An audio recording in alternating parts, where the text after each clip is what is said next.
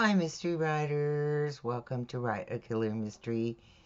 I'm Sarah Altair, and today we're going to talk about 10 ways to make your clever sleuth suffer. But first, I want to thank my patrons on Patreon for their continued support of this series, Write a Killer Mystery, and of my mystery writing. And if you'd like to support us, there's a link in the description below. Okay, so the art of writing suspenseful mystery is as much about your main character's problems as it is about the clever bad guy and the hard to find clues. Your detective is the way your reader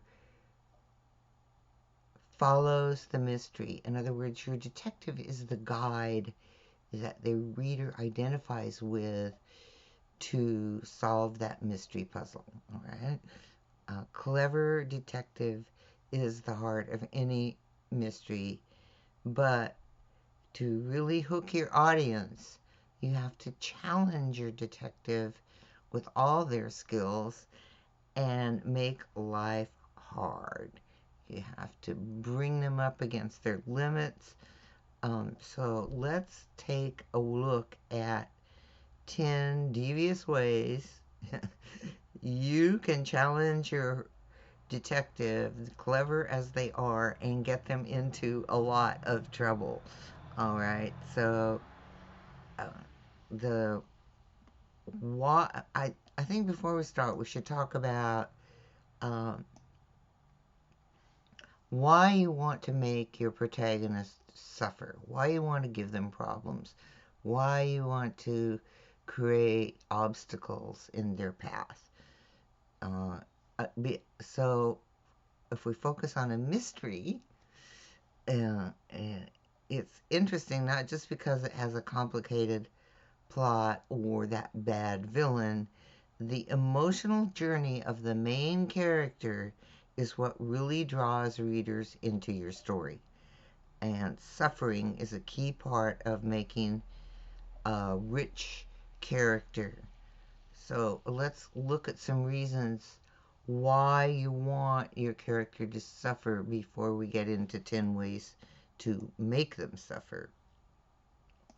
First and most of all is emotional engagement. When your sleuth faces adversity, it makes it evokes empathy in your reader, and they start caring more and more about your character. So by creating situations that cause your protagonist to suffer, you allow your audience to forge an emotional connection with your protagonist, and they start rooting for their success. If everything was easy for your detective, your your reader wouldn't care as much and wouldn't be there rooting for them to get solve this problem so they can get on with solving the mystery. And connected to that is relatability. No one's life is free from suffering or hardship. And when your protagonist struggles, it makes them more relatable to your reader because they're a human being and they have struggles. They may not be the same struggles as your protagonist, but they certainly understand what it's like to meet obstacles in their life. And this connection, this relatable connection, um, creates your reader's investment in the story and their investment in the sleuth's ultimate triumph. And that's important because you want them to keep reading through the whole story till you get to that triumphant end. All right. Also, creating all those struggles and obstacles showcases your protagonist sleuth's growth.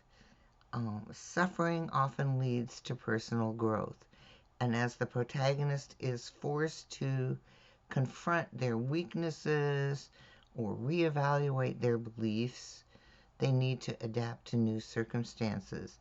And this transformation is a cornerstone of storytelling. And I've talked before about how we don't necessarily need a big emotional arc for our mystery detective, but that you do want emotional moments.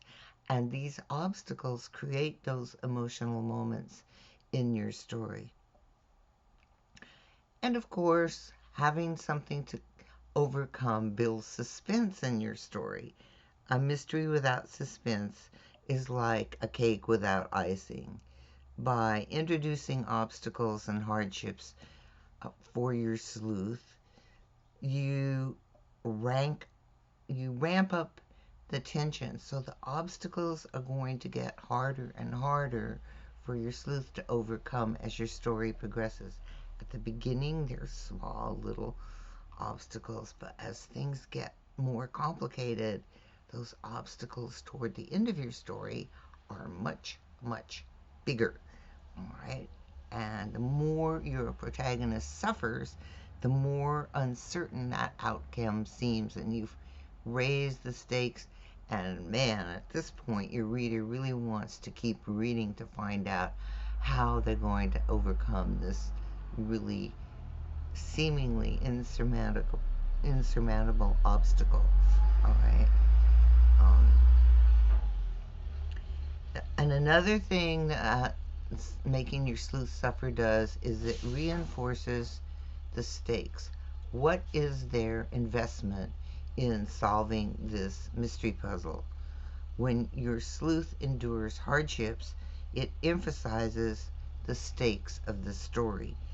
It drives home the gravity of the situation. Um, this reminder of the potential circumstances also, once again, invests your reader in the story. They want to know what the outcome is going to be. All right, and it keeps them reading, turning those pages. Another thing all this suffering and conflict does is it amplifies the conflict. All right, so suffering is a potent source of conflict, and both external and internal problems for your protagonist spur the reader on, because conflict is the lifeblood of any story. And by making your sleuth suffer, you create a richer, more dynamic narrative. And also, one more thing is that conflict deepens relationships. When a protagonist suffers, it often affects those supporting characters, that cast of people around your sleuth, and it deepens their relationship with those other characters.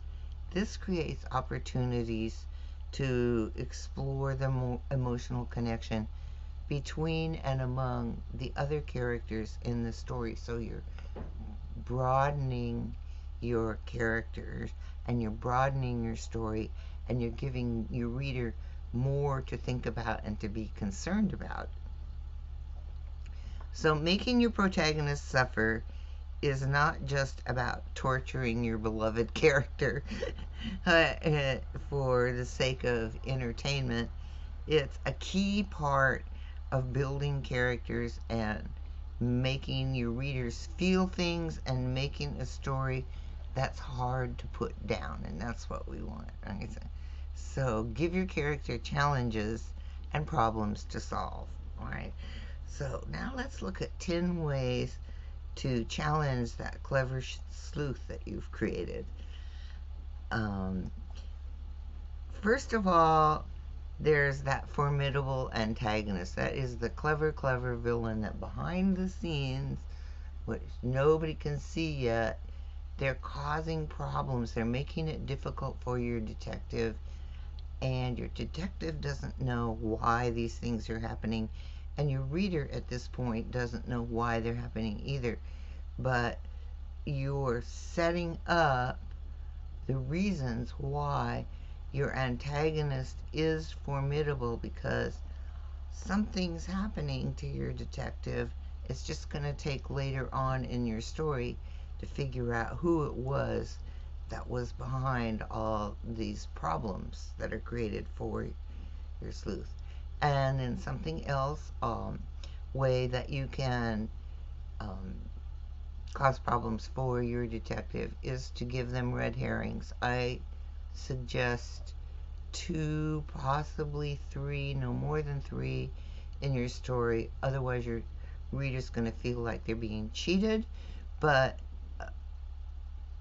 uh, these false leads and misdirection keep your detective on their toes, and it keeps your readers like, oh darn, I thought that was the thing that solved the problem, but it wasn't. It wasn't that at all. And this gives your sleuth an opportunity to demonstrate their analytical skills, because first of all, they have to figure out that what they thought was a clue is really not a clue. It's a false clue. It's a red herring. And then they have to get back to actually trying to solve the mystery. Another way that you can create lots of trouble for your character is a betrayal. Um, a trusted ally or a friend can betray them, and this can um, give them that internal conflict, but that distracts them from the external goal of finding your antagonist. All right. Um, and it also, when a betrayal happens, it really, I don't know about you, but for most people, but a betrayal, when you sit back and start thinking about this betrayal, it really triggers questioning your judgment, and that can happen for your sleuth too. They'll wonder, why didn't I get this before? Why didn't I see this coming?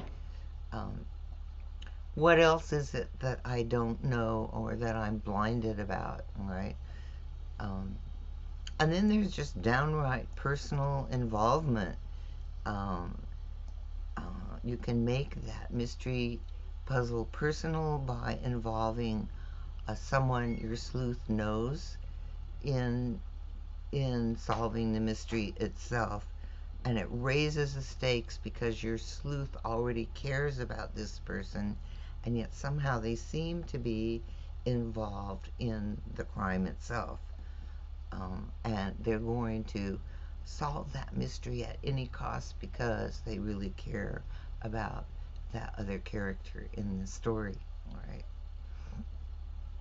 Then another one that you can use is time pressure. This doesn't always happen in a mystery. It happens much more in thrillers, but you can still use it. There's some kind of time deadline that your protagonist is under, and as that deadline gets closer and closer and your sleuth hasn't solved the mystery yet, they're going to feel a lot of pressure to solve that mystery, and your reader is going to feel that pressure too, and they're going to feel like, are they going to get this done before the deadline, or is everything going to fall apart? All right.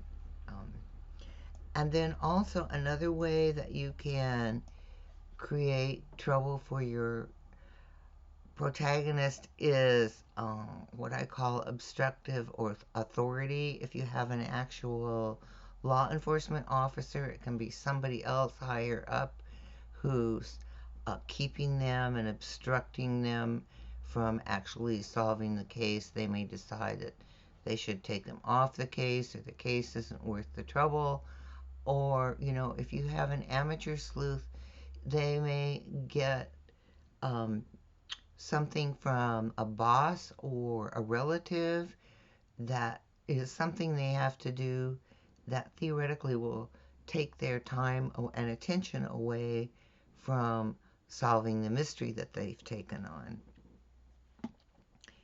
And then there's psychological warfare, and this often happens with the antagonist.